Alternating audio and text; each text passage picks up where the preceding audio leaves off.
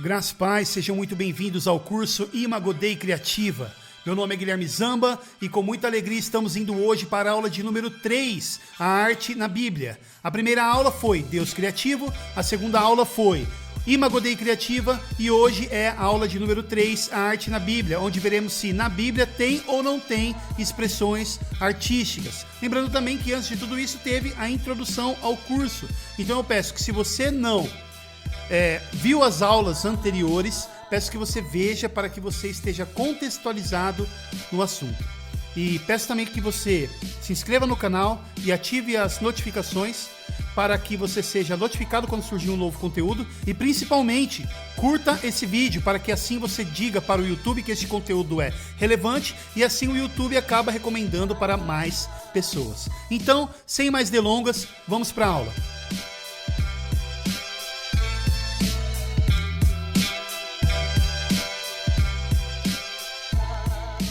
Podemos olhar para a própria criação de Deus como uma forma de arte. Arte essa projetada pelo artista supremo.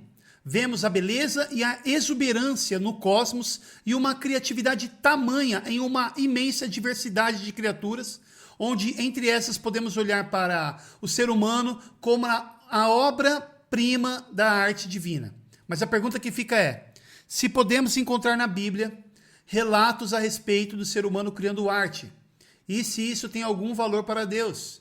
Francis Schaeffer vai dizer que muitos cristãos afirmam que a Bíblia quase nada tem a dizer sobre a arte divina, porém jamais poderemos dizer isso se lermos a Bíblia cuidadosamente. Ao olharmos, por exemplo, para o tabernáculo, um dos locais mais sagrados para o povo de Deus, podemos observar arte figurativa que transmitiam princípios didáticos, teológicos para o povo, para a nação de Israel.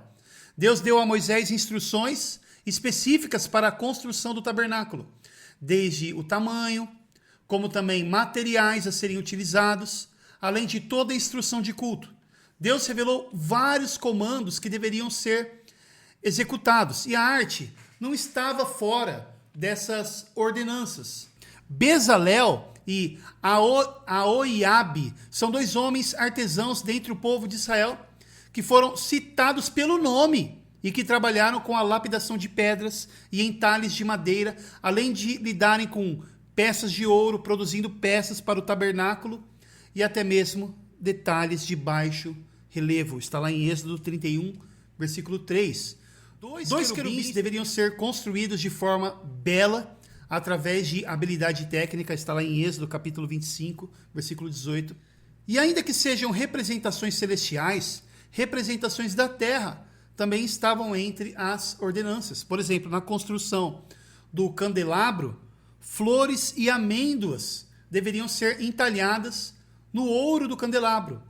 Assim também nas vestes sacerdotais, imagens da natureza eram para ser ilustradas. Diz assim, em toda a borda da sobrepeliz, coloque romãs de pano azul, púrpura e carmesim, e sininhos de ouro no meio delas. Está lá em Êxodo 28, versículo 33. E sobre essa questão, Francis Schaeffer indaga. Na natureza, as romãs são vermelhas. Porém, essas romãs deveriam ser azuis, púrpuras e carmesim. Púrpura e carmesim poderiam ser variações de tonalidade do amadurecimento da romã, mas azul não. Então o princípio é que há liberdade para fazer algo a partir da natureza, que seja distinto dela e que possa ser levado à presença de Deus. Em outras palavras, a arte não precisa ser fotográfica, no sentido simples da palavra fotografia. Fecha aspas. Então, não somente no tabernáculo, mas também no templo, encontramos detalhes em sua estética que não tinham nenhum valor pragmático ou utilitário, mas que simplesmente expressava arte. Deus é belo e se importa com a beleza estética. Assim ordenou que seu templo fosse adornado com belos detalhes, que necessariamente exigiriam habilidade técnica. Em 2 Crônicas, capítulo 4, vemos que Salomão fez um tanque de metal fundido, o mar de fundição, para servir de utensílio no templo, que era sustentado por estátuas de 12 bois. As bordas do tanque foram esculpidas em formato de flores de lírio.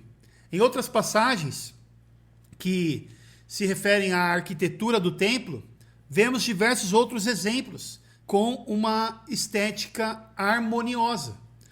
No Antigo Testamento, Deus ordenou a Moisés que produzisse a serpente de bronze, que representaria livramento. Está lá em Números, capítulo 21, versículo 8. Para que todos aqueles que confiassem na palavra de Deus fossem salvos ao olharem com fé para essa figura que representava libertação.